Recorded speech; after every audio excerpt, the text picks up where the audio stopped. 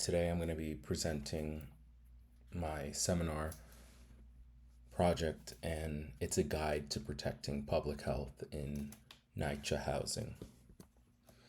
So my research topic and purpose is public health and safety regulation in multi-unit housing, and the purpose is to advise NYCHA on how to improve public health outcomes by strengthening smoke-free housing policies. The problem, which is prevalent, is that secondhand smoke and cannabis smoke infiltrate non-smoking units via ventilation and shared spaces. So what that means is that public health is a grave concern in multi-unit housing. Why NYCHA?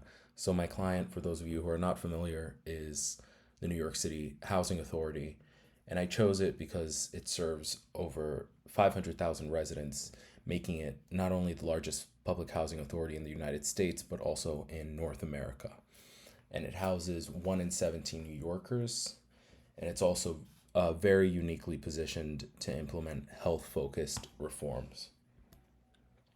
So I'm just going to do a quick overview of the literature that I reviewed for this assignment.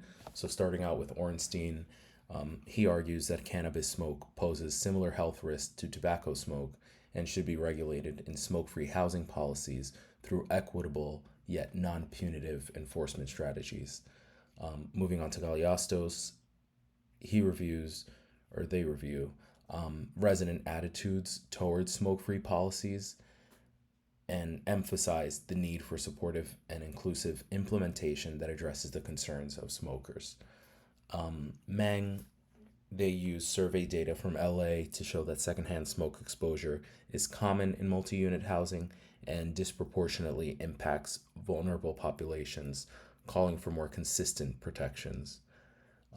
Moving on to Snyder, what they've been able to do is a comprehensive literature review confirming that, again, secondhand smoke is widespread in multi-unit housing and highlights a strong support for smoke-free policies among residents, including many smokers. With Chu, they analyzed data from Ontario to show that exposure to cannabis and tobacco smoke is common regardless of the personal demographics, and they call for inclusive smoke-free policies. Moving on to Cardozo, they describe a rigorous, very longitudinal study measuring the impact of the housing and urban development smoke-free policy on air quality, specifically in NYCHA housing, using nicotine and PM 2.5 levels to assess the effectiveness of said policies. Next is Kegler. They use interviews with housing managers to explore the adoption and enforcement of smoke-free policies in privately owned affordable housing, identifying best practices and enforcement challenges.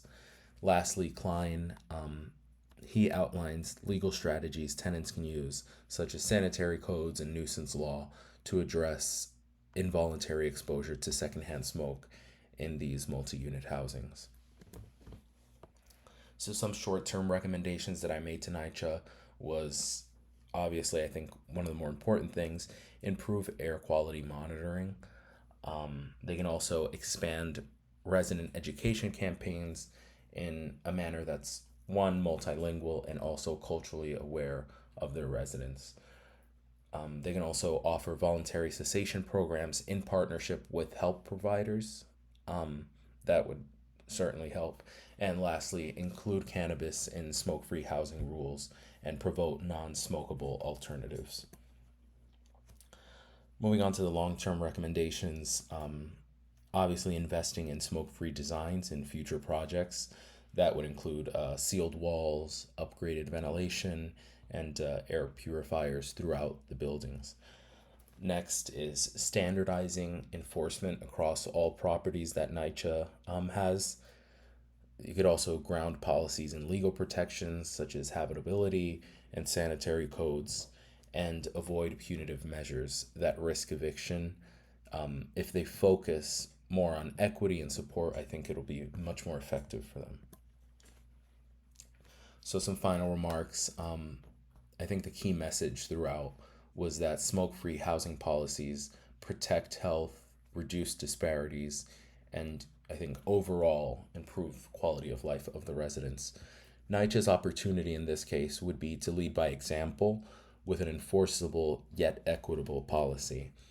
And the outcome, obviously, safer, healthier public housing for New York City's more vulnerable communities.